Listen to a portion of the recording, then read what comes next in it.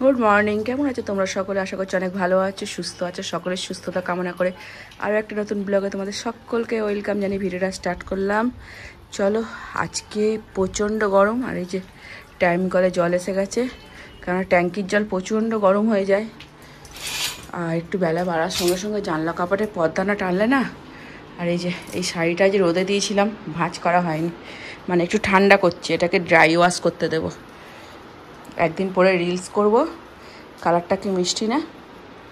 এর সঙ্গে সবুজ ব্লাউজ খুব ভালো যাবে, সবুজ ব্লু দু রকমের আছে। চলো, এই বিছনাটা যতবারই গুছোই ততবারই এলোমেলো হয়ে যায়। কেন বলো তো? এই ঘরটা আমরা সেইভাবে এখন, মানে গরমকালে এই ঘরটা অতটা ইউজ করা হয় না, সবাই ওই ঠান্ডা ঘরেই ঢুকে বসে থাকে। চলো, রান্নাবাড়ি কমপ্লিট, এবার স্নান করব, পুজো করব। সকাল সকাল সমস্ত কাজ করে নিয়েছি। দাঁড়াও, তোমাদের একবার ক্যামেরার সামনে এসে ভিডিওটা অন করি। আনলাটার অবস্থা দেখো। রান্নাঘরে যখন রান্না করি না, এত মানে ওইদিকে রান্নাঘর দিয়ে, মানে রান্নাঘরে জানলাটা দিয়ে এত হাওয়া দেয়, আর ওই গ্যাসে হাওয়াটা লেগে না পুরো যেন মুখটা মনে হয় পুড়ে যায়। যেন মুখে কিছু না মেখে আমি একদম আগুনের সামনে যেতে ভালোবাসি না, ওই জন্য একটা প্যাকড মেখেছি এইটা, নাহলে মুখটা মনে হয় পুড়ে যাচ্ছে। চলো, রান্না মোটামুটি কমপ্লিটের দিকে। একটু আমরা আনতে বলেছিলাম, টক খাবো, কিন্তু আমরা পাইনি। গরমের সময় টক আর তেতো ভীষণ প্রিয় আমার। উফ, সকাল সকাল উঠান পুরো রোদে পুড়ে যাচ্ছে। আর সেইভাবে কিছু কাচাকুচিও নেই, অল্প কাচাকুচি আছে। রান্না করে কেচে চান করে তারপরে পুজো করব। চলো, ব্লগটার সঙ্গে থাকো, দেখতে থাকো। পর্দাগুলো টেনে দিই। এখনও আমার বিছনাও তোলা হয়নি। এই যে বাবন বুবন একটু দেরি করে ওঠে। চলো ঝটপট বিছানাটা গুছিয়ে নিই। আর বিছানাটা যতক্ষণ না গুছোবো ততক্ষণ মনটা শান্তি হবে না। প্রথমত বেশ বিছনা টাইট টাইট হয়ে থাকবে, তারপর রান্নাঘরটা একদম পরিষ্কার, রান্না বান্না কমপ্লিট করে থাকবে, তবেই হচ্ছে মনের শান্তি। সারাদিনের মনে হচ্ছে শান্তি। হয়ে গেল, বিছনা তোলা কমপ্লিট। আর দাঁড়াও, তোমাদের একটা জিনিস দেখায়। আমি একটা শাড়ি কিনেছি কতদিন আগে, আমার নিজেরও মনে নেই। সেদিনকে আলমারি ঘাঁটতে ঘাঁটতে শাড়িটা পেয়েছি। আর এই যে তারপরে ব্লাউজটা করতে দিয়ে এসেছিলাম, ব্লাউজটা যে পরে দেখবো সেটাও টাইম পাইনি। পরে ভাবছি না করলেই হতো, অন্য কোনো সেটের ব্লাউজ দিয়ে পরলে হতো। বড্ড ঝকঝক করছে। দেখি আজকে যদি সময় পাই একটু পরে দেখবো। অনেক দিনের স্বাদ জাগছিল তালশাঁস। এই চারটে পেয়েছো? আমরা নিয়ে আসিনি, এই যে তালশাঁস নিয়ে এসছে। ঠান্ডা বানু, তোর ফেভারিট তালশাঁস। ফ্রিজে রেখে দিয়া, ফ্রিজে রেখে দিই। কেন, আজ তো মাংস হয়নি। রেখে দাও, লেবু রেখে দাও তুলে। এই যে এখন তালশাঁস ছাড়াচ্ছে। এরমভাবে ছাড়ায়, তোমরা বলো তো কি করে ছাড়ায়? তুমি তো ছাড়া দেখে কি হলো, খেতে পারছো? আমি এমভাবেই খাচ্ছি। কামড়ে কামড়ে খেতে পারবে। ছাড় দিলে ভালো লাগে।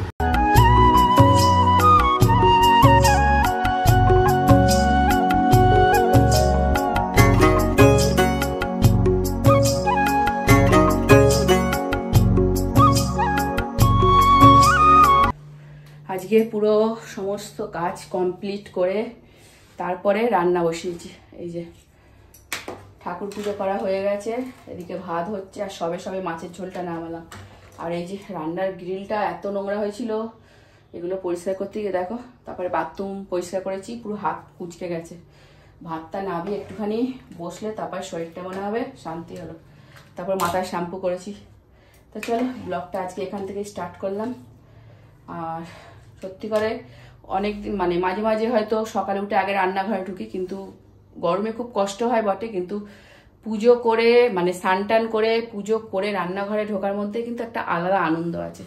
দরকার আর একবার এই গরমের সময় গায়ে মানে জল ঢেলে ড্রেস চেঞ্জ করে, নাইটি চেঞ্জ করে নেওয়া যাবে, কিন্তু ওর মধ্যে একটা আনন্দ আছে। চলো, বিকালে চলে এসেছি রান্নাঘরে।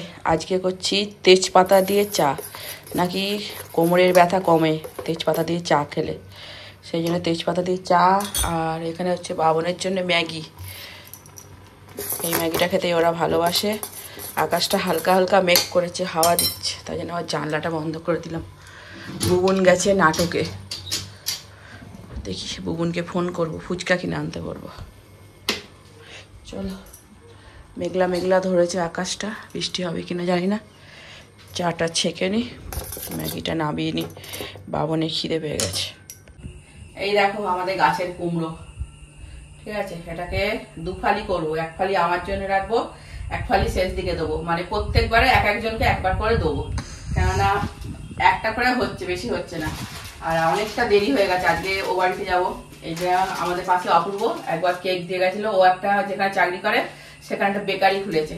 আর এই যে এটা কি কুলচা, এটাকে সেকে কালকে সকালে টিফিনে হবে।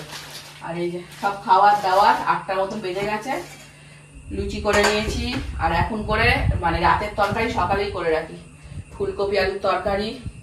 আমাদের এখন খুব বিড়ালের উৎপাত, ওই জন্য এর ওপর তুলে রেখে যাচ্ছি, রান্নাঘরে জানলা দিয়ে বিড়াল ঢুকে যায়। তাই যে কুমড়োটা কাটবো, কেটে শেষদিন 1 ফালি আমার 1 ফালি। আর আজকে খুব সুন্দর হাওয়া দিচ্ছে, সকাল থেকে ঘুমট হয়েছিল, ও বাড়ি যাবো। আর আসার কোনো তাড়া নেই, খাবার করা রইলো। বুবুন টিফিন করেছে, বুবুন সিঙ্গারা কিনে নিয়ে এসেছিল, তোমার তো বললাম বুবুন নাটকে গেছিল। তা চলো, এই জন্য আমি রেডি হয়ে গেছি। কি সুন্দর হাওয়া দিচ্ছে বাবু, দারুণ। চলো, আসবো, অনেক দেরি করে আসবে। দেখতে পাচ্ছ কি সুন্দর হাওয়া দিচ্ছে? হ্যাঁ, লাইট অফ করে দে বাবু, যদি কারেন্ট চলে যায় ইনভার্টারে তখন লাইটটা জ্বলবে। দেখছো প্রচুর হাওয়া দিচ্ছে, দারুণ সুন্দর ওয়েদারটা। বিকালে যেরকম হয়েছিল তার থেকে অনেকটা স্বস্তি, মানে বাইরে বেশ ভাল লাগছে। কিন্তু ঝড়ে কারেন্ট চলে গেলেই মুশকিল। চাবি দিয়ে দে। দেখেছিস বাইরে কি সুন্দর, আসতে বাবা। এই যে সবে বাড়ি এলাম, আর এখন খাবো রাতের ডিনার, লুচি, ফুলকপির তরকারি। আর বুবুনের দেখো, বুবুনের মেনু পাল্টে গেছে। বুবুন বিরিয়ানি, আমতলায় গেছিলো, বিরিয়ানি কিনে নিয়ে চলে এসেছে। বাবা কি বিরিয়ানি খেতে পারে এরা। চলো, লুচি আর ফুলকপির তরকারি আমার তো ভীষণ প্রিয়, খেয়ে নি টক টক করে।